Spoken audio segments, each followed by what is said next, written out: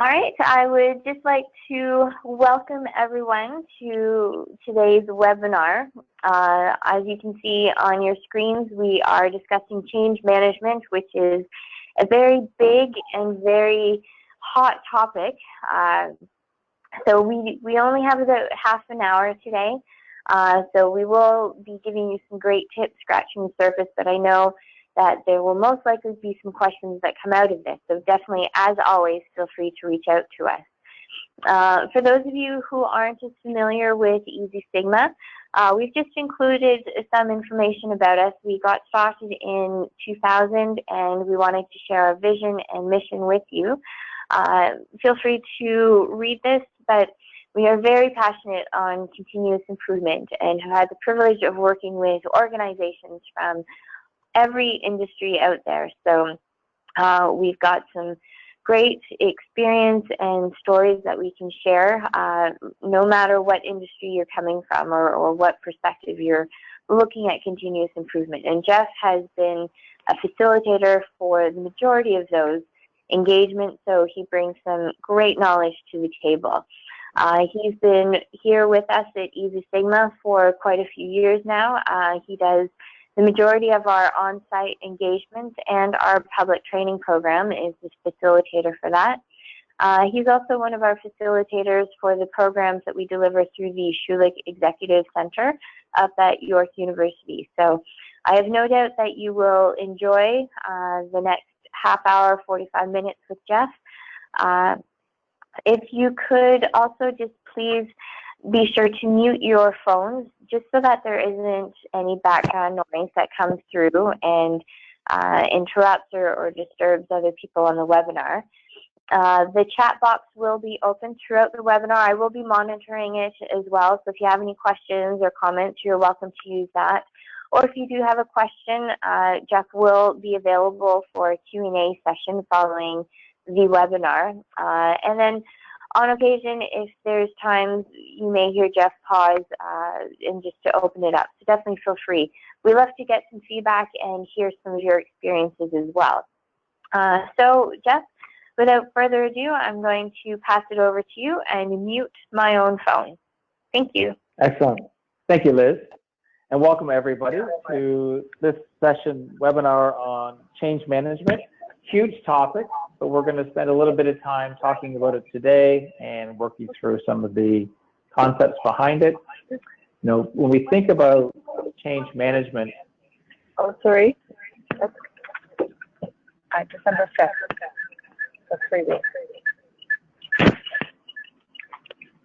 Yeah, I'm just pausing because we're getting a lot of feedback from somewhere. Yeah. There. Thank you to whoever that was. Appreciate it. Yeah, so we just want to talk about change management. Again, huge topic, but we want to spend a little bit of time, particularly in the context of initiatives and projects that we may be initiating within our organizations, and talk a little bit about change in general. Because reality is that change is constant, and we're always going through change. It's hard to understand it because we look at how we are today, and we can look backwards and we can see all of the iterations of how things have worked through our organization, or how our organization has changed over time. But it's hard to look forward and see that the reality is, when we look back in 10 years from now, when we get to 2030, we'll look back to 2019, 2020 and think, wow, how did we do things that way then? Continually technology will change. Continually our customers will change, in whatever form they take. Continually expectations, regulations, expectations will change. And so of course we need to understand and adapt and change with that. But it's always a struggle. I mean, it's part of human nature that that we like where we are, and we're used to doing things the same. So if we set this up talking about managing change, we need to make sure people understand that change is inevitable. It's always happening. And kind of looking through this slide, if we think about it, how will it affect me? It's the old WIFM principle. What's in it for me? Whenever people see change, I mean, the natural place to go is to themselves. So this is going to happen. What does this mean to me? How does this affect my role? How does this affect my opportunities within this organization? How well am I organized and situated and capable of making the change? How confident am I in my own skills, or will I be getting the skills required to move forward? All those ideas. And another kind of important point is never package a negative change as a positive one. Honesty is always important in everything we do, and you want to make sure that we're positive about what we're doing, but we need to make sure that for whatever the reason for the change is, that it's understood for the organization, so that there's no surprises. Because it's always hard to move back from things if we've kind of positioned it incorrectly. The next thing to realize is that people naturally go through a cycle whenever they hear about change. And again, this is change in more of a macro level, but there's the loss, doubt, discomfort, discovery, understanding, integration. So as you move through the change model of how you're going to adapt to it. I mean, a lot of our projects are in a smaller scope where but we're still changing something. May not be a change in the whole organization of where it's going, but it could be. And ideally, every change that we're making is aligned to that vision of where the organization is trying to get. And so if people can see where it fits into the larger picture, then that's also a good thing. The next point talks about watch out for the underminers, but really you want to understand people's point of view. And if people have concerns, you want to understand why. And often, those people, if they're concerned or vocal and influential about resisting change, bring them close, understand their challenges, understand their concerns. And often those people that are the biggest doubters can be your biggest advocates. And if you bring them in and make them part of the change so that they see the purpose of it and the why, and can feel like they're part of the change versus having the change happen to them. So often we can, it's not a Pollyanna world, but often we can take those, biggest challenges and make them into some of our biggest successors. Reality is, though, that change can be hard, and there's just lots of different things that we want to think about. So what do you think are the key elements you need to manage for positive change to take place? And what are some of the barriers or risks that you think are out there? And you want to identify those like anything else. We want to identify what they are and what the challenges are so that we can quantify and mitigate them. Just as when we talk about the 8 lenses or the 8 wastes in our business processes, right? The first step is to understand them, quantify the impact that they're having on our business, and then think what we can do to improve them, make them better. Same thing around change. Change and understanding the barriers. Let's understand them, let's quantify the impact that they may be having, and then think about what's our strategy to move forward through it. And we'll talk about various ways that we can do that. But we have where we are today in the business, our vision of where we're trying to get to, and then those, whether they're our large-scale initiatives or our smaller, Kaizen events, step forward motions that we're making to improve, we need to be understanding all these sort of cogs in the wheel around skills required, behaviors required, accountability of individuals, and involvement of the whole organizational structure. And then how do we actually manage it through metrics, policies, and processes? So kind of how do they all fit together, and how do we make sure that we use communication? And we'll come back to communication a number of times through the presentation, but communication is really that thing that can either propel our project, wind in our sails, or it's an anchor on our ship that drags us down. And so we really want to put a lot of thought and energy and planning into how we communicate, what we communicate, and who we're communicating to and what method, et cetera, so that we can use it to really manage the situation versus being a struggle. Again, I mentioned before, there's always resistance, and you're going to encounter, no matter what your project is, you're going to encounter some resistance of some type. And so one of the things to think about is, well, what kind of resistance am I getting and from whom? What areas in the organization? So, I always look at it, again, we'll come back to this, is, if we're running a project, it's not just a sort of a jaunt across a nice flat field, that, any kind of initiative is kind of going along through a hilly field or a field that has holes in it, and you got to watch out for all of the challenges that are out there, identify them, and then know what your strategy is going to be about them. So the same thing when people are resistant, you need to understand why, and we only know why by asking them or investigating. Is it around technical reasons, or is it cultural reasons around the organization, political reasons around their own potential loss of influence or power? And psychological, do they feel that they have the tools and the skills that they're going to need to have? And do they have confidence that, that the organization has their back and is going to help people be successful? Within that, you have to think about, well, what's the history of the organization been? Where have we gone before? Have we built up a lot of goodwill in our organization that we can leverage in the next round of change? Or are we actually starting from a negative position where there's a lot of distrust and a lot of, fear around change? So that can come back to what's the culture of our organization and what's our history. And based on that, because it is what it is, but based on that, you want to think about, well, what do I need to do to set ourselves up for success? What are the leverages I have to put in place? Who do I need to be communicating with? Who do I need to make sure is on my team? Because in my mind, if you're going to initiate a change, if you're going to work on a project, if you're going to do something, you might as well be successful. And if you're going to be successful, or to be successful, you need to step back and think about, what are all those things I need to have in place?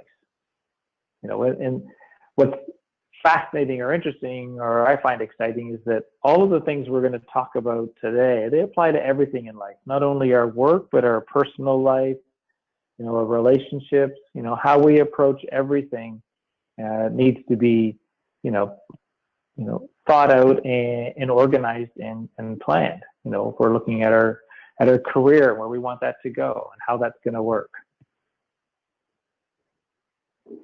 Getting back to around change within the organization, this is kind of coming from Cotter's change model, but we look at, leading change, creating a shared need, shaping the vision, mobilizing commitments. Those are the four kind of quadrants or topics, things you want to think about in that early stage of your project.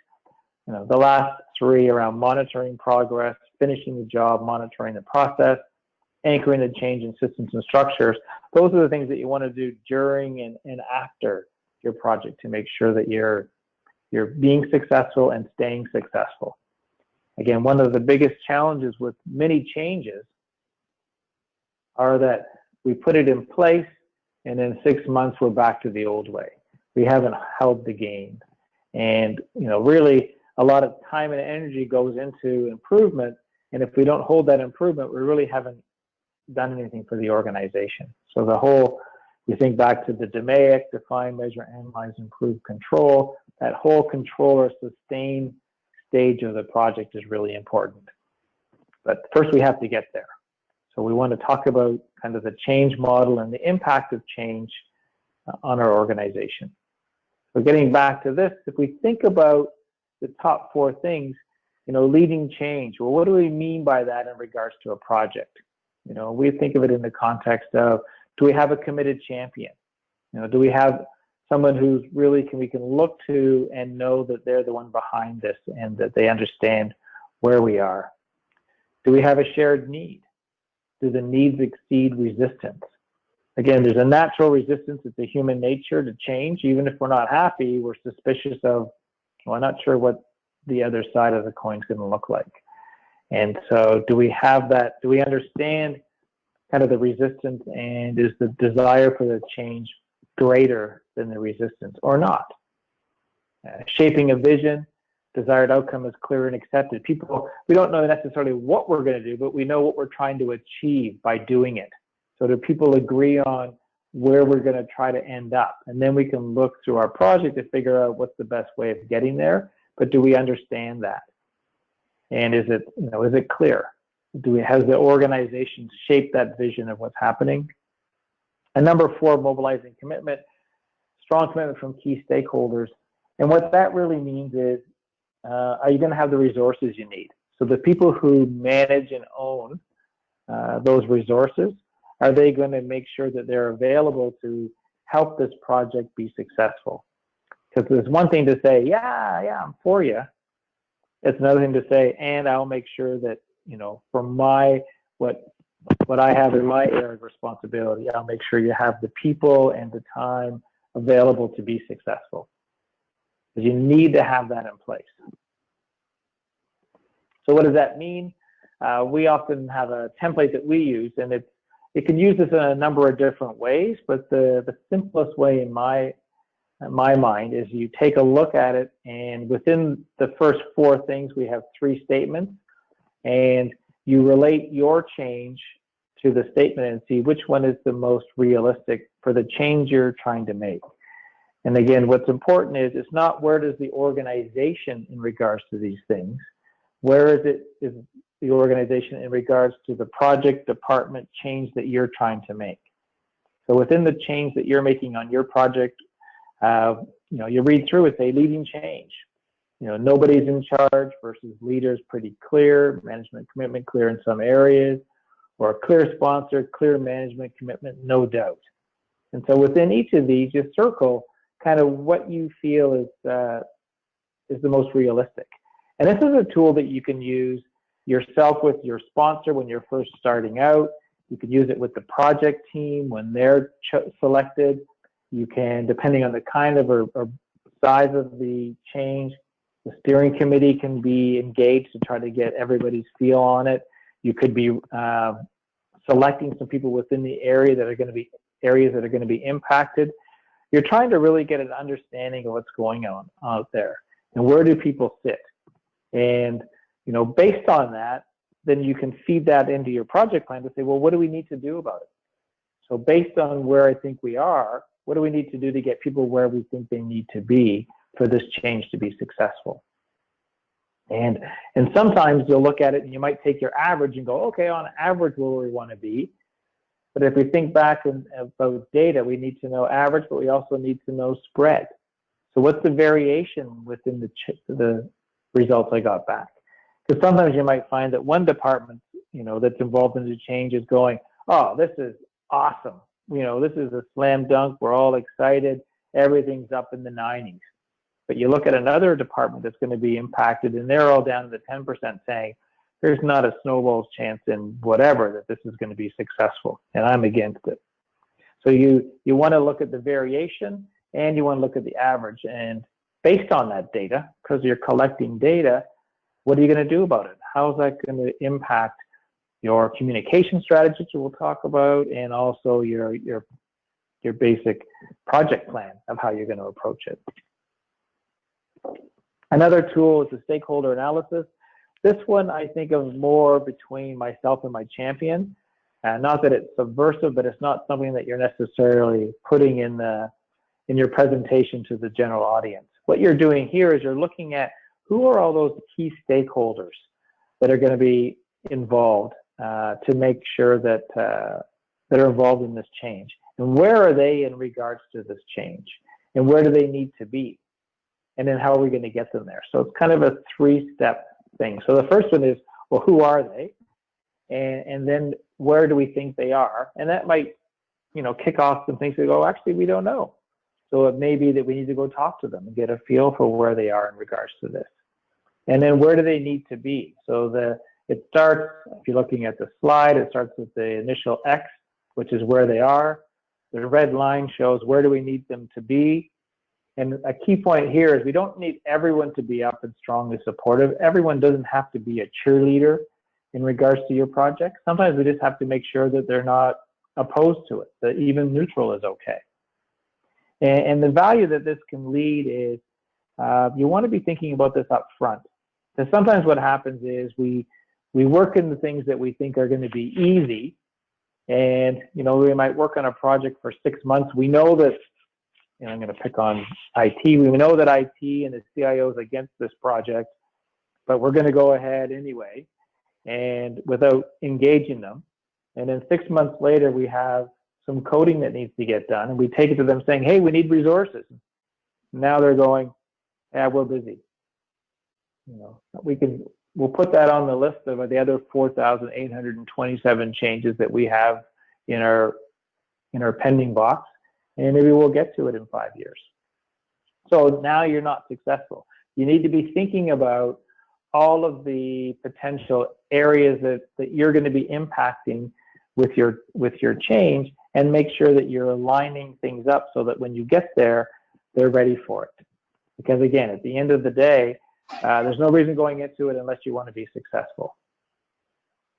So I find that these tools are really helpful in setting yourself up for success. Before I move on to the communication strategy, which kind of pulls that together, I'm just going to pause for a moment in case anyone has any questions at this point. You don't have to say no questions. I'll just listen as usual. If there's silence, then I'll take that as we're good and I'll move on. But I'll just take a pause for 5-10 seconds.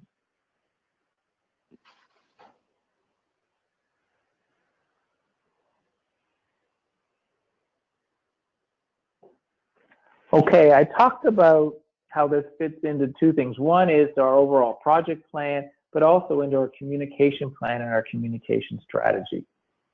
One of the key things around any organization is communication. And one of the things that I find almost without fail can be better. Doesn't mean that it's not good in any organization, but it can be better.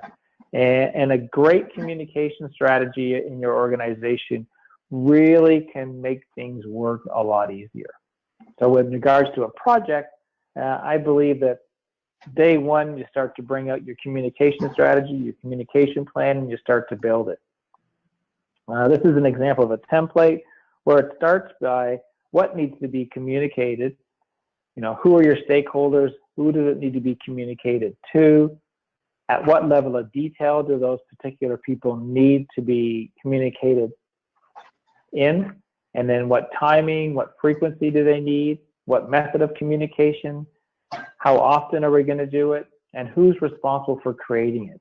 So if you create that plan and always keep it ahead of you, and again, I always think of it and have the vision of a ship trying to sail across the lake. And if you've got a really good communication strategy, it's like a wind in your sails that's kind of helping push you to where you need to get to. And poor communication is like an anchor dragging off the back of your boat. And it really drags you down. You might jump off to a quick start in your project, but over time you realize I'm spending more and more time explaining what we're doing, why we're doing it, than actually getting it done. And that's a good indication that we're not utilizing our communicated strategy properly. And again, remember, communication isn't telling somebody something. Communication is them hearing and understanding. And also when it comes to change, you understanding what they're saying. So if they're communicating back to you, what are you hearing?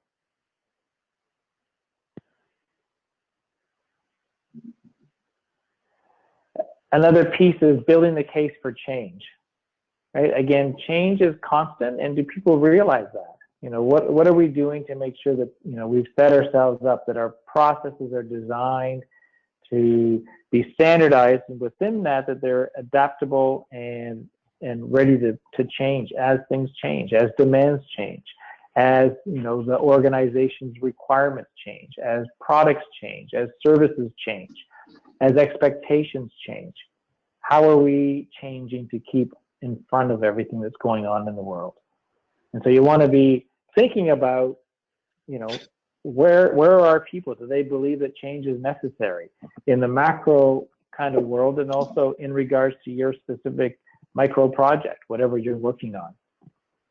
Do they see the value? Do they feel that this is going to be helpful to them? Do they understand the needs for change? Can they see the why and the value in it? How are we setting ourselves up for success, and who are we utilizing? It doesn't mean that you have to stand up in your soapbox. It could be that you need to engage, and we need to have some town halls from our senior leadership. Just as when we're kicking off any project, I always recommend that we start by having that senior sponsor or leader come in and just kick off the project. Talk to the group about the importance, how this is tying into where the organization's going, why this is of value, why it's important for people who are often volunteering their time within their own job, which means they're very busy, to help with this initiative. And you want them to be aligned and see what's in it for them. Why are they on that project? Right? What purpose are they to bring? How much time is expected of them? All those pieces to make sure that everybody feels comfortable within their role of the change, whether it's in the actual project team, or whether it's the people in the greater organization that are also impacted by it. So very important that we look at how that works and push it through. A tool we can use for this is the threat and opportunity matrix, which is it's a great way of kind of looking at it. If you think about, often organizations, you hear about the burning platform, so that they're trying to say, we've got to move, right? Where we are is burning, and ideally, that change is because of opportunity. Here's the great things our organization can be doing if we can only move to this new stage, versus the flip side of it is more of the threatening side, that if we don't change, everything's going to be really bad.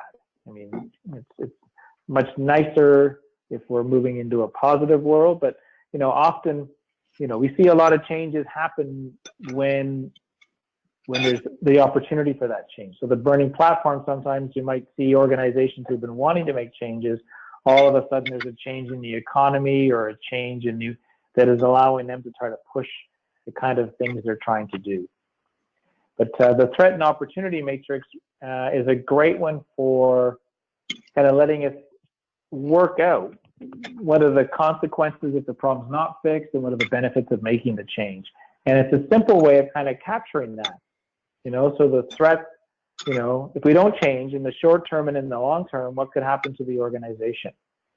How does that impact our opportunity for growth? How does that impact our kind of all the things that are important to the workforce, or important to people that you're affecting change to?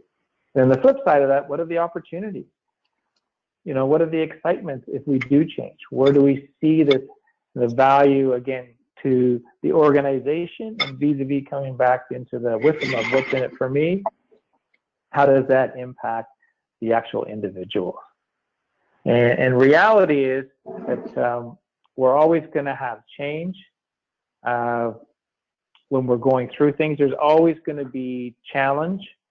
And one of the things that you want to think about, and we think back to the training, depending if you've worked with us before, kind of at levels, but when we have conflict, how do we deal with conflict?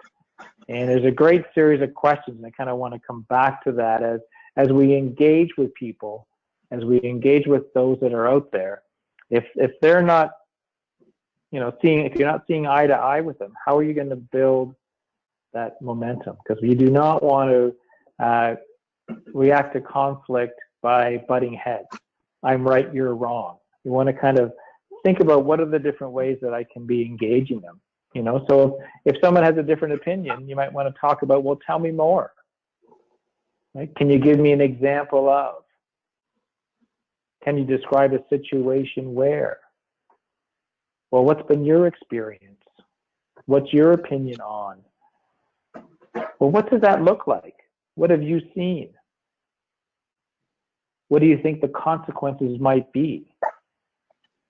Has anyone else had a similar experience, and to what extent? So there's lots of probing that we can do on our own to try to understand the resistance, and try to look for common ground of how we can move forward. So that's really what's important. Again, change, there's the component of effectiveness is one, coming up with a good solution, and often we're really good at a project of working through coming up with a better way of doing it. But are we also balancing that with managing change and making sure that the change is accepted, implemented, and sustained? Too often I've seen, well, our group's supposed to just design it. You know, it's somebody else's responsibility to make sure it works. And who is that? And how have they been engaged? And it often just, if things fail, then it often ends up with a whole bunch of finger pointing. Well, it's not my fault, it's somebody else's fault. Not a fun place to be in.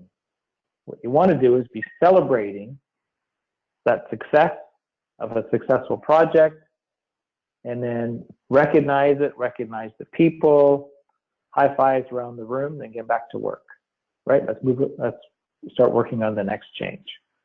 So they really do kind of work hand in hand. And again, today we've gone through a number of different tools that we think can help us.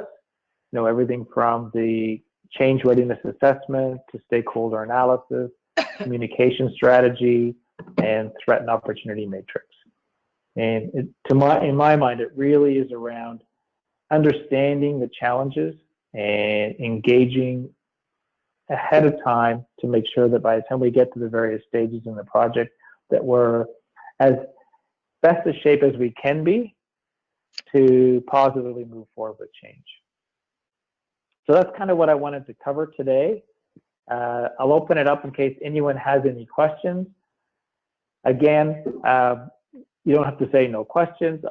If we don't hear anything, we'll take that as I'm good for now. As Liz mentioned, we often get lots of people that email us after or follow up saying, you know, can you tell me more? And we're absolutely open to any questions or any dialogue. But again, often right now, if you have anything that you'd like to talk about, I'll stop talking for a moment and I'll just open it up to the field in case someone has a question. Thank you, Jeff.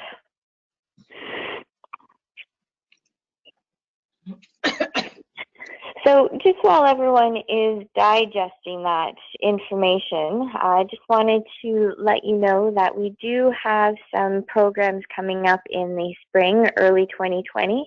If you are interested in diving a little bit deeper or interested in just obtaining one of the belt levels, either a yellow belt, green belt, or black belt, we also offer upgrade programs for those that are already at the green belt level and just looking to enhance their skill sets. There's also a lot of e-learning opportunities. We do have a program for change management, a 1-hour module for that. And then if you're interested in any coaching or on-site services, definitely let us know. So now that it is November, there is one final webinar left. And this is the closing of the project and the year. So definitely please mark your calendars for December 12th. And if you have some suggestions for next year's webinar series topics that you would like, or if you find that Thursday afternoons don't work best, definitely we'd love to receive some feedback for that. So I will just leave the line open for another minute. If anyone has any questions, Jeff is still available here.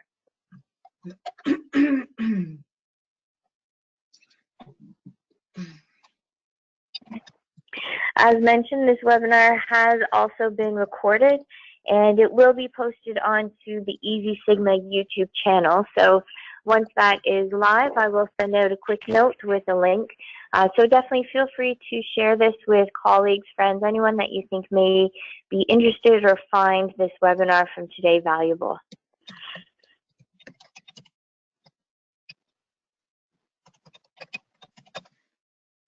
So Jeff, it doesn't appear that there are any initial questions right now. So thank you. You did a fantastic job.